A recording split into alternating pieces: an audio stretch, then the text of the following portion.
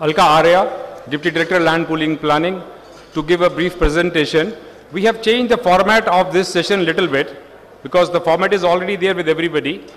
Because looking at the interest and the keenness of the participants here, in fact, we see DDA and we all reformatted the session. After the presentation of Ms. Alka Arya, the house will be open for a question answers. So give us a patient hearing. We as organizers normally do these things for the benefit of the entire conference and the audience. Thank you very much.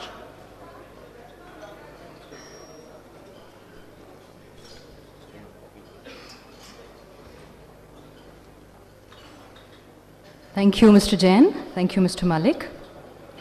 It gives immense pleasure when your aims and objectives coincides with the aims and objectives of your organization. The pleasure still grows further when it couples with the aims and objectives of your country's Prime Minister. Yes, Shri Narendra Modi ji. I would like to reiterate his words spoken at Medicine Square.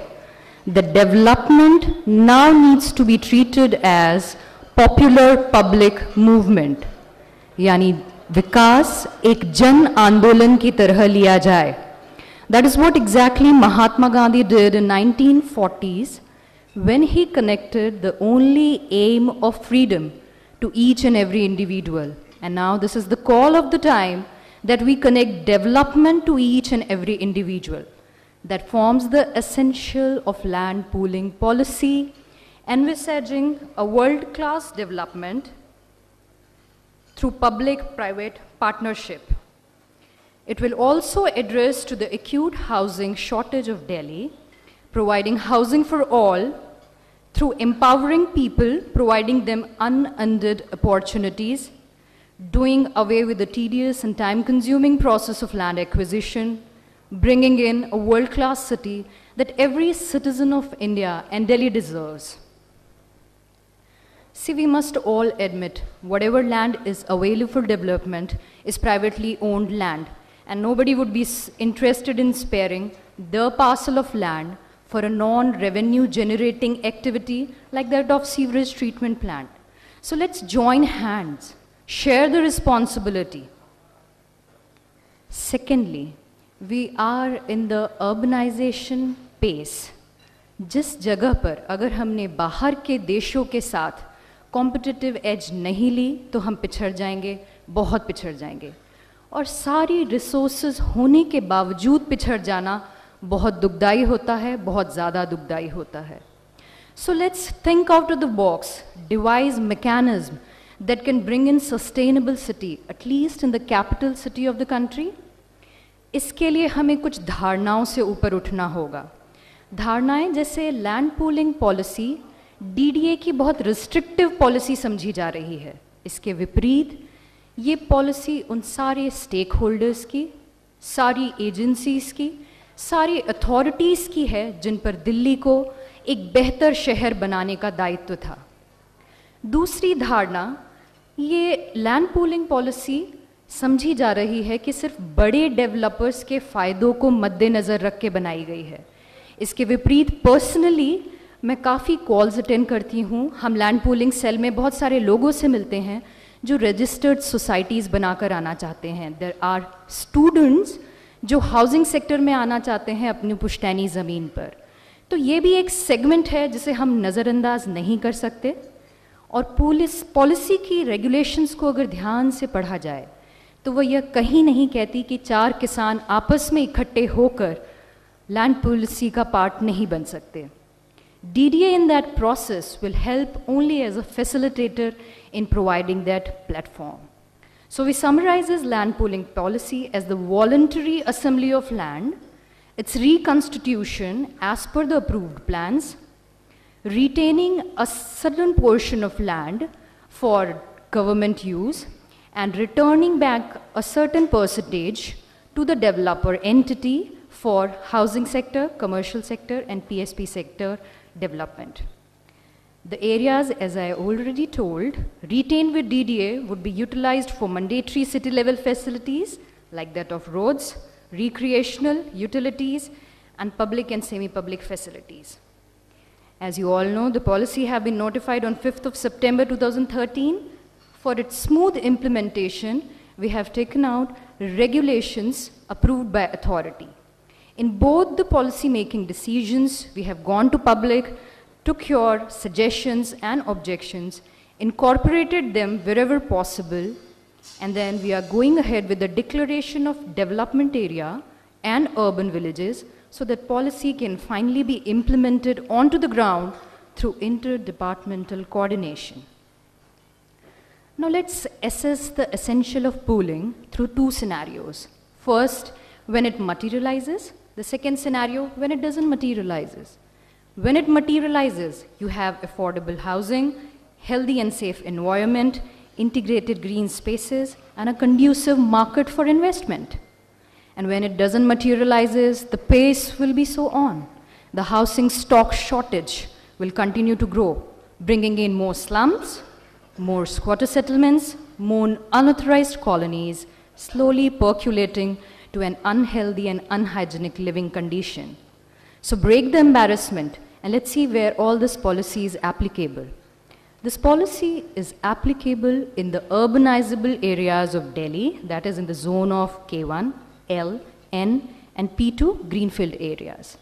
The areas which will be out from the policy permissibility would be low density residential area development, green belt, government schemes, etc. See, we were talking on the two categories. I'll not press on that again. As far as the two categories goes, the minimum requirement for land assembly is 2 hectares. A city level commercial and a city level PSP is being also taken care in the pooling policy, wherein such developments will take place along the proposed facility corridors. The major incentives given in the policy are that residential FAR has been just doubled from 200 to 400 now. The FAR for the commercial and PSP component has also been raised to 250. Ground coverage has been relaxed from 33% to 40%. So you all have more to build on. As we already told, that the declaration of development area and urban villages is on our way. The regulations for the smooth implementation of the policy comprises of two broad aspects. One is the procedure part, how the individual applications will be handled till the occupancy certificate is given. And the second aspect would be the land return criteria. Let's see what the procedure tells us all. The procedure starts with the receipt of application and then their scrutiny. To the eligible applications, land share certificate would be given irrespective of the area where the land return would be. After the designing and the planning of the land pooled area, there will be provisional development license issued to the eligible applicants. After the provisional development license stage, there is a stage of final development license, which eligible applicants have to apply for with prerequisites.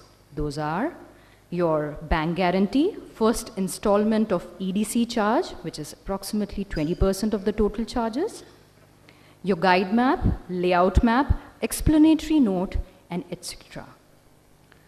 After the final development license stage, it is now the stage for coming for the approval of layout and building plan approval, which will be done with the coordination of approving authorities like that of DUAC, Fire, Airport Authority, etc. Here we are anticipating that the approvals will be taken care in maximum 2 years time frame. For the quickening of the land pooling application processing, we are envisaging here a single window system where representatives from these agencies will be on single platform. Here, to make the entire process online, we are also floating an RFP soon to call upon the consultancy services for ICT-enabled services in doing it in a fair, transparent, and efficient manner. Now let's see the second aspect, which is the land return criteria. As Balvinder sir already said, that if in a sector 60% participation is not attained, the sector would be left from immediate implementation of the policy, and then we will devise two alternates, the direct purchase and the negotiation with the farmers, for making a threshold of 60% and then implementing the policy. The designing of the layouts would be according to the planning norms, that is giving excess of minimum 18 meters right of way to each and every individual plot. The modular concept of planning will be devised in. The allotment of plots would be fair, transparent, and efficient through a draw of lots mechanism. For the areas which are mandatory for implementation of the policy, that is roads and other infrastructure facilities, we have devised a concept of TDR. So, for example, if my area, land area, of approximately 10,000 square meter is falling in proposed zonal development plan roads or any other facility, I will be eligible for applying for a TDR certificate which will be equivalent to 150 FAR residential component, and I will be getting a certificate, a dispensable certificate of 15,000 square meter built up area that I can sell to any of the developer entity who's developing on more than 2 hectares of land parcel. I'll reiterate, the TDR certificate of 150 FAR is dispensable or can be sold to any of the developer who's developing on more than 2 hectares of land parcel. Now let's touch upon some engineering and construction aspects. The external development charges which the applicant have to pay will revolve around 5,000 to 6,000 square meters. And the first installment, as already told, would be given at the final development license stage. The remaining 80% have to be given within 90 days time period in lump sum or in 8 equal 6 monthly installments over the period of 4 years, attracting a 12% interest per annum. Now the validity of the final development license for the smaller category, that is 2 to 20 hectares, is 8 years, and for the higher category, it's 10 years. It includes 2 years of your approval stage. So earlier the approval is, you have more time to construct on. For some unavoidable circumstances, if the project is delayed from construction, we have a renewal clause which will have 3 times renewal and 3 years each time with penalties as under. First extension will attract 5% EDC charge penalty. Second extension will attract 10%. Third extension will attract 15% of the EDC charges. Any further delay in the final development license stage or the construction stage will attract a 15% EDC charges per year. But that we, the government, DDA, end users are not hoping, not anticipating at all, because it will further delay the implementation of the policy. So let's join hands together in the efficacious implementation of the land pooling policy through public-private partnership. Thank you very much for patiently listening to the presentation. I think this is what probably people were waiting to listen, what Ms. Alka has just said.